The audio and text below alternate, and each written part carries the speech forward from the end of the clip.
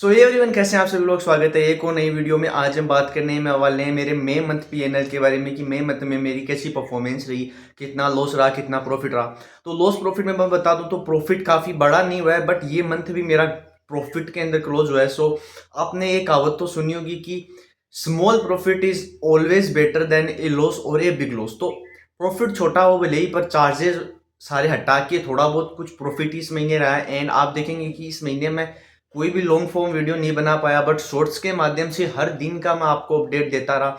And सबसे important चीज, profit हो चाहे लॉस हो वो एक डिफरेंट चीज है, बट हर महीने की तरह की इस महीने मैंने कौन सी अच्छी चीजें करी, कौन सी बुरी चीजें करी, और आने वाले दिनों में मैं किस तरीके से ट्रेड करने वाला हूँ, कौन से इंप्रूवमेंट्स मैं लाने वाला हूँ।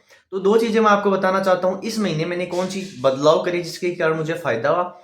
तो वो ये था कि मैं पहले जो मैं बड़े पॉइंट्स के लिए वेट करता था, जिससे क्या होता था, आपको बड़े पॉइंट्स के लिए वेट करना चाहिए, वो बढ़िया चीज़ है। लेकिन होता क्या था कि काफ़ी दिन जो है मैं अकाउंट में या मेरे पीएनएल में मैं प्रॉफिट देखने के बाद भी वो वापस से उसको ब्रेक इवन या लॉस के अंदर बुक करता था। तो मैंने इस महीने ये चीज़ें करी कि मुझे लगा कि जितना भी प्रॉफिट आए, एक रीजनेबल टारगेट जब आपको मिल जाता है तब उसको बुक भी करना चाहिए। क्योंकि होता क्या है, मैं स्टॉप लॉस लगा के ट्रेड करता हूँ, बिना स्टॉप लॉस के मैं ट्रेड नहीं करता हूँ।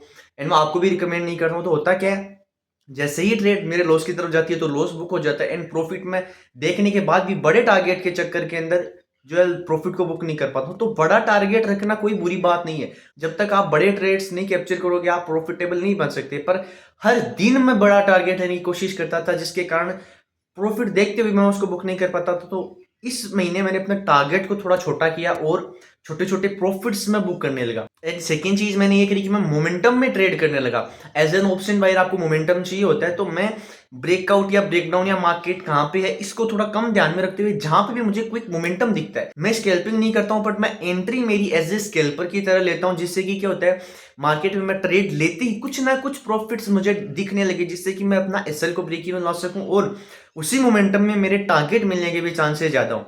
तो बिना किसी टाइम वेस्ट किए अभी चलते हैं मेरे पीएनएल पे। सो यहाँ पे हम आ चुके हैं अपने अप स्टॉक के डैशबोर्ड पे। एंड यहाँ पे हम चलते हैं सीधा अकाउंट स्टेटमेंट्स के अंदर एंड सेलेक्ट करते हैं equity feature and options and debt select करते हैं 1 मई टू 30 मई।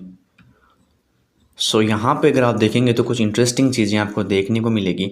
सो आप देखेंगे ग्रॉस पीएनएल जो है वो 12,500 रुपीज़ का है एंड नेट प्रॉफिट जो है वहाँ पे ये है 6,451, तो 6,500 का समथिंग प्रॉफिट है। एंड यहाँ पे अगर आप इंपॉर्टेंट डाटा देखने को आपको यहाँ पे मिलेगा कि विनिंग ट्रेड का जो क्यूमुलेटिव प्रॉफिट है वो है 46,000 एंड लूजिंग ट्रेड का जो क्यूमुलेटिव लॉसेज है वो है 34,000। सो ओवरऑल इस महीने भी हम ग्रीन के अंदर रहे हैं। एंड इसको थोड़ा सा अगर हम डिटेल में जाएंगे, सो यहाँ पे अगर आप देखेंगे तो यहाँ पे एक काफ़ी अच्छा फीचर ऑफ स्टॉक्स ने यहाँ पे दे रखा है। आप पोजीशन में जाएंगे तो आप यहाँ पे FNO इनसाइड करके एक है, आप यहाँ पे बहुत ही इजीली देख सकते हैं।